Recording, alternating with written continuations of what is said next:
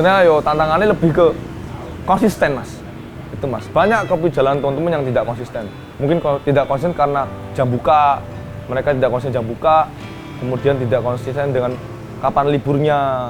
Kalau kita terapkan, ya kita konsisten di jam buka dan jam tutup, lalu libur. Kita harus konsisten itu.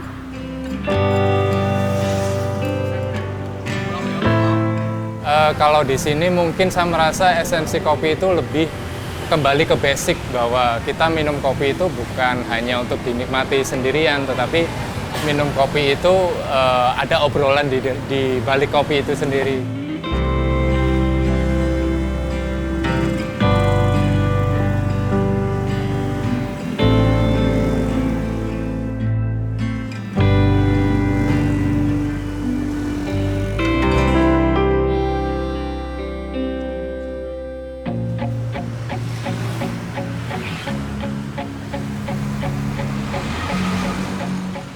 Nama saya Huda, saya berasal dari Jember, Jawa Timur.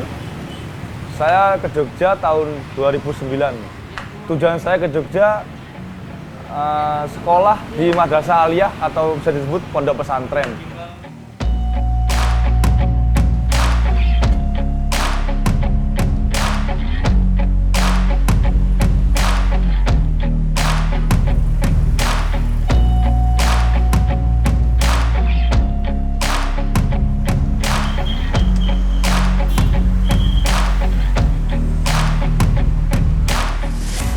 Perkenalkan, nama saya Riko.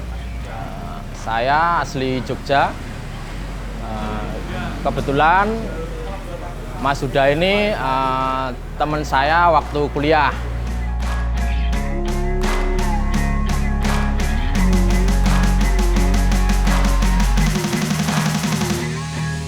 Tahun 2013 saya ngabdi di salah satu pondok pesantren di Jawa Tengah, di Wangon, Banyumas. Setahun saya mengabdi di sana, mengajar anak-anak SMP. Kemudian karena saya memilih jalan yang tidak benar, saya tidak selesaikan pengabdian itu. Karena saya menyukai olahraga basket ketika itu. Tahun 2013 saya ke Jogja, ikut event basket. Kemudian ketika ingin balik ke sana, ke Banyumas, saya kehabisan uang. Lalu saya memilih jalan yang tidak benar tadi itu. Saya kerja ikut orang. Saya bekerja di sebuah restoran masakan Jepang. Waktu itu ada di Jalan Nologaten. Teman saya itu punya kopi jalanan. Saya bantu dia 2 bulan lah, Februari, Maret. Kemudian akhir Maret itu mulai Jogja sepakat untuk lockdown. Nah, di situ saya mulai tidak bisa bantu teman lagi karena kopi jalan ini bukannya malam, nggak boleh berjualan. Akhirnya saya bingung ini harus bagaimana. Udah mulai lockdown semua, pandemi datang. Lalu saya berkeinginan buka sendiri, tapi online. Sebelumnya saya udah punya keinginan buka, karena melihat teman saya tadi itu saya terinspirasi. Dia punya kopi jalanan menggunakan motor. Kebetulan saya lulus kuliah di awal pandemi. Saya mencoba mencari pekerjaan melalui job fair bersama Mas Huda, tapi belum menemukan hasil.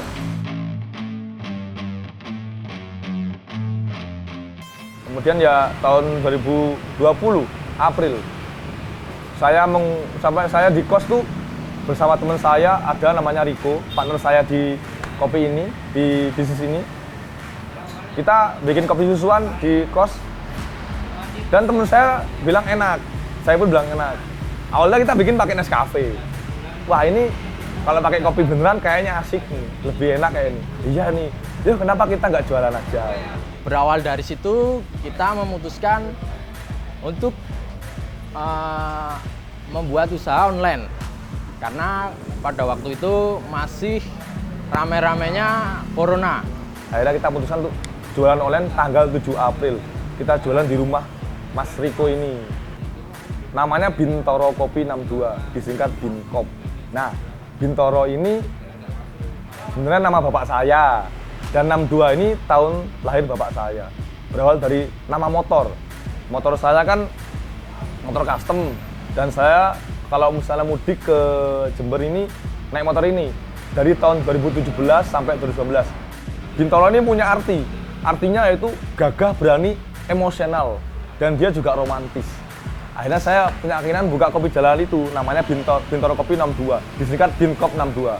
Dan kawanku Riko ini dia setuju. Akhirnya kita memutuskan buka bareng. Dengan modal seadanya, saya hanya punya 1 juta, Mas Riko juga hanya punya 1 juta. Kita gabungin. Tapi alhamdulillah saya udah punya alat-alat sederhana sebelumnya. Ya udah kita berjalan. Nah, ketika usaha ini mulai ramai, ya waktu itu kan online ya. Corona, timbullah masalah. Di rumah Mas Riko ini kan di pemukiman desa, masuk gang gitu. Bapak RT negur, tidak boleh bawa orang karena pandemi lah, alasannya corona.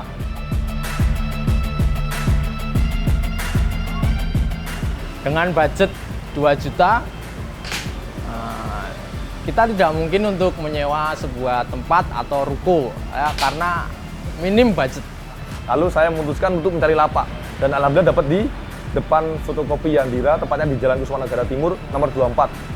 Selatannya Bakpia Kurasari. Akhirnya kita memutuskan untuk buka di sini.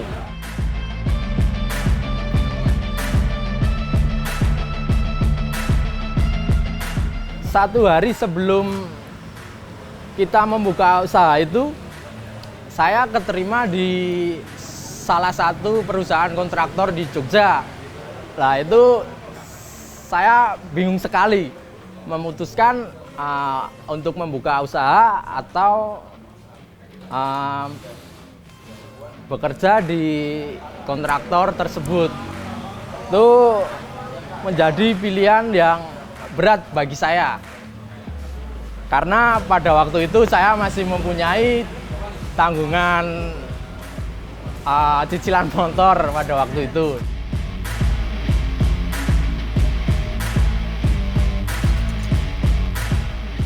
Ya kita pelan-pelan Mas, tidak seperti sekarang langsung berawal dari tidak punya apa-apa, masih beli biji kopi langsung gilingan, tidak langsung bijian gitu, ngumpul-ngumpul uang sampai bisa beli grinder manual.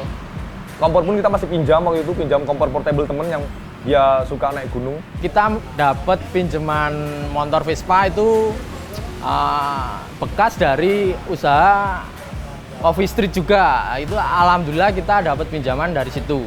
Tapi cuman selama 1 bulan. Setelah sebulan kita gabungin uang kita lagi buat bikin gerobak sendiri dan pakai motor ini yang Bintoro ini. Bintoro Kopi 62 ini, pakai motor saya yang tril tua ini. Sampai sekarang berjalan. Gelap-gelapan, terus nabung-nabung beli lampu, nabung-nabung beli lampu tumbler, kelap-kelip, belum ada tenda Mas.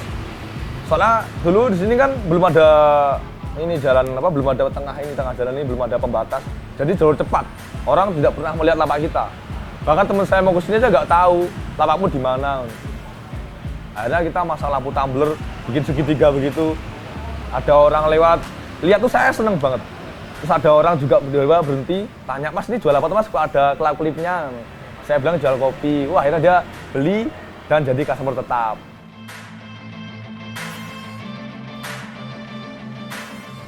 Saya belajar kopi, sebenarnya saya hanya otodidak Mas. Saya tuh pertama hanya penikmat. Dan alhamdulillah teman-teman yang datang itu yang punya ilmu kopi mau sharing-sharing. Jadi kita belajar bareng lah Mas. Saya ngulik-ngulik, yo tetep lihat di YouTube juga, lihat di YouTube juga kita. Terus kemudian kita ulik-ulik. Kalau untuk masalah kopi susuan kan hanya takaran Mas. Takaran lidah kita lah. Kalau yang susah kan di kopi manual brew. Jadi kita belajar pertama yo lihat di YouTube Mas. Awalnya aku yang dulu koncoku bikin, apa sih kopi kok ribet banget dalam ditimbang, dadak dianggu waktu barang. Dia tinggal kopi, air selesai toh kita nikmatin bareng-bareng. Tapi ternyata setelah kita berjualan kopi, kita harus belajar itu Mas, karena penting. Awalnya kita lesehan. Dari situ kita bisa melihat konsep kita. Oh, ini loh, Binkop itu kopi jalanan, konsepnya ya lesehan. Dia Jogja banget lah. Lesehan pinggir jalan, dan serawung, yang satunya bisa kenal sama satunya lagi. Yo, iya Mas, lesehannya seperti itu Mas. Dan ikonnya di Binkop ya karena kopi pakai motor mas, itu ikonik banget sih menurutku. Jadi udah berkarakter. Kopi pakai motor di pinggir jalan. Apalagi di Jogja sekarang udah mulai banyak mas kopi jalanan mas, kopi pakai motor lah terutama ya. Karena ada keunikan sendiri. Saya pernah belajar sama teman saya, kalau kita buka usaha itu kita harus punya value, venue, menu. Nah, dari 3 itu yang kamu unggulin apa? Nah, mungkin kok di sini kata teman saya value-nya, nilainya apa ya, keunikan itu mas, karena ada kopi di atas motor, bar kopi di atas motor. Kita memanfaatkan bar kecil apa adanya, kita harus bikin kopi buat teman-teman yang nongkrong di sini.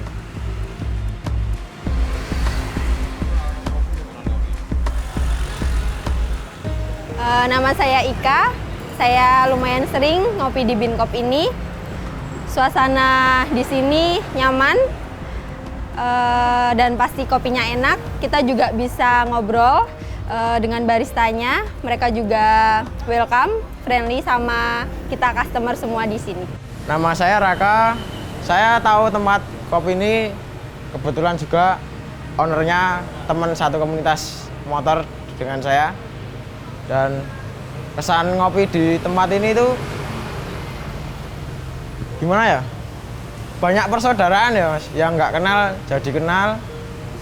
Terus rasanya juga nggak kalah jauh sama tempat-tempat kopi lain yang mungkin dari segi tempat wah atau gimana. Ketika kita menikmati secangkir kopi, di sini saya merasakan selalu mendapat teman baru. Karena mungkin hampir setiap hari saya datang ke tempat ini dan selalu menemukan orang-orang yang berbeda.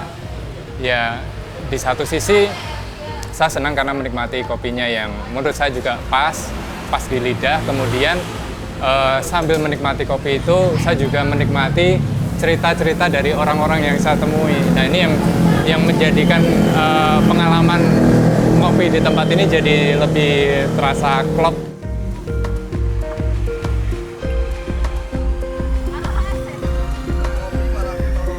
Karena makin banyak kopi jalanan di Jogja ini, mungkin ada 10 mas ya, 10-an lah.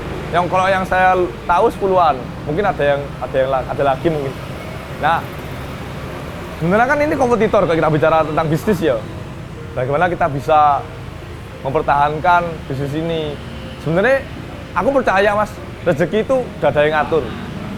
Rezeki itu udah dibagi sesuai dengan kebutuhan kita masing-masing. Dan namanya jualan, kalau kita yakin pasti ada yang beli.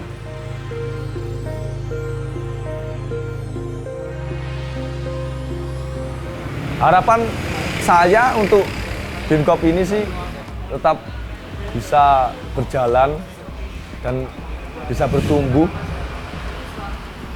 Ya tidak muluk-muluk mas. Bisa teman-teman tuh bisa menerima kita, customer kita bisa menerima.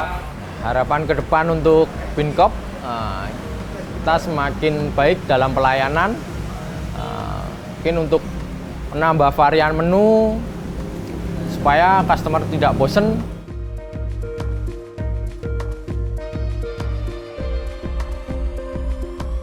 Dan bisa bertahan sih mas. Kalau untuk maju, saya nggak tahu mas ya, namanya juga usaha itu pasti ada masanya. Nanti kita nggak tahu kedepannya bagaimana, yang penting kita jalanin saja yang ada di depan mata.